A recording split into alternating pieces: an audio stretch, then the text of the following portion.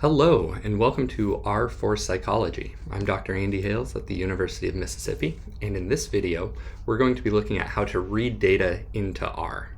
So the core problem we have to deal with is that R doesn't automatically know where to look for files that we want to work with, so we have to explicitly tell it.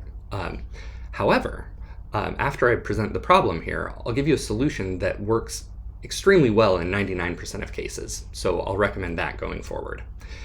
Let's use an example here of a typical research situation. In normal cases, you've got a file somewhere on your computer, and you want to tell R to read the file so that you can work with it in the session.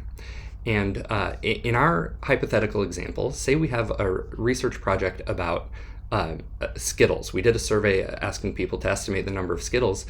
Here on my desktop, see, I've got a folder called Skittles Research Project. And within it, I have the file, skittlessurvey.csv.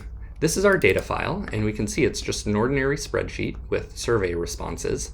The problem is that right now, R doesn't know or care about that file. The environment is empty and probably sad inside because it doesn't know where our file is. We're going to fix that by telling it explicitly what the working directory is. A working directory is just a jargony way of saying the folder that we're working in. So automatically, R is not going to know what that is. Conveniently, you can always find what R has the working directory as by looking right here in between the panels. You see this squiggly sign? Well, that's where the working directory would show up. And here you see it's empty because we haven't given it one. But if I tell R by using setwd, set working directory, to look on our desktop for a folder called Skittles Research Project, if I run this, it'll now know that this folder here on our desktop is the place to look for any files we ask it to pull up for us. And once we've done that, we can see down here at the bottom where it tells us our working directory, it's no longer empty. Now we know that our working directory is desktop Skittles Research Project. It knows that's where to find the file. So now when we tell it that we want to read the CSV document called skittlessurvey.csv, if I run that, it saves it to a new object called data, and that is visible here in our environment. Now that we've read the data in, if I click this, we can see the spreadsheet. And this is an exact representation of our original data file. An important concept here is that the original data file hasn't changed, and it won't change unless we ask it to. So we'll return to that in a moment, and you'll see why it really matters. Okay, this works. It gets the job done, but it has two huge drawbacks. The first is just inconvenient.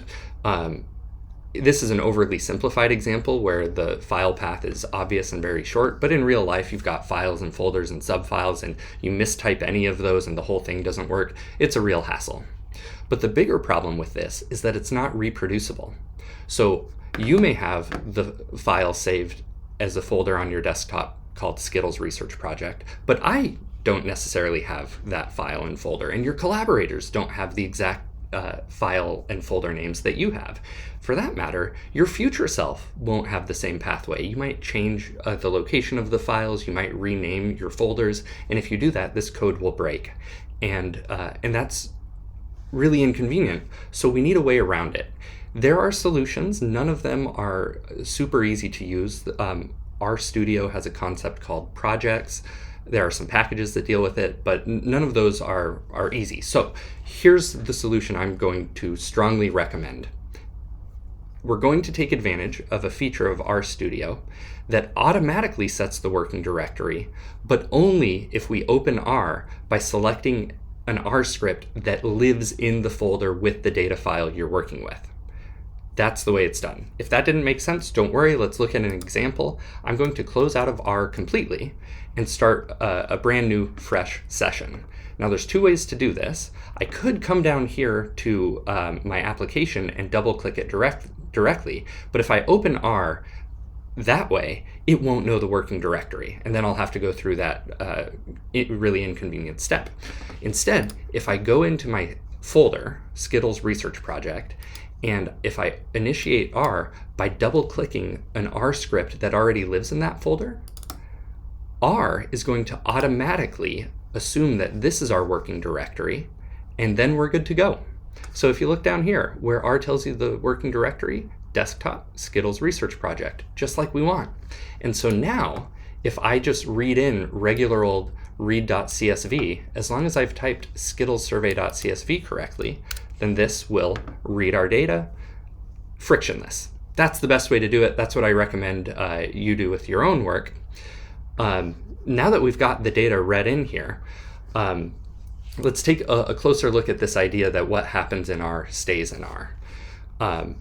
We've got the data, it's a spreadsheet, we can change it however we want, and this original CSV file remains completely unchanged. So if I want to compute new variables or delete cases to see what happens if, in this example, say I want to analyze just the responses from women, well, I can use the filter command to have it retain only observations from women, and if I run this,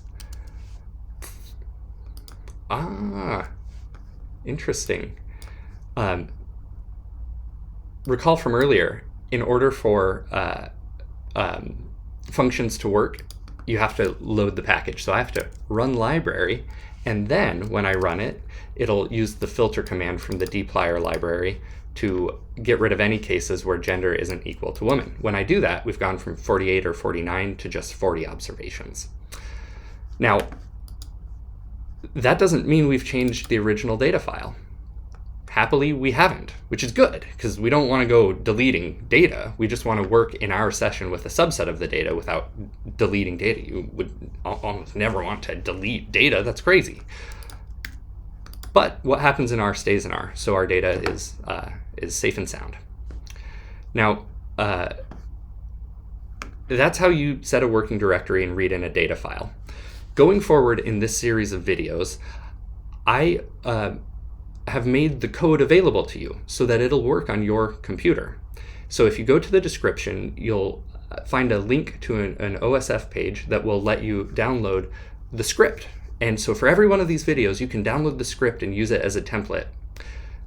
However, I wanted to get rid of the pesky step of setting working directories, and so the way I've done that to keep it simple and easy is all the scripts you'll see throughout this class, they read in CSV files, but I've arranged it so that it'll read those in straight from the internet. So you won't have to download files, save files, tell the computer where to look for them. That's all taken care of on the scripts going forward. You're very welcome for that. So you now know how to read data into R, and we are up and running. I will see you next time.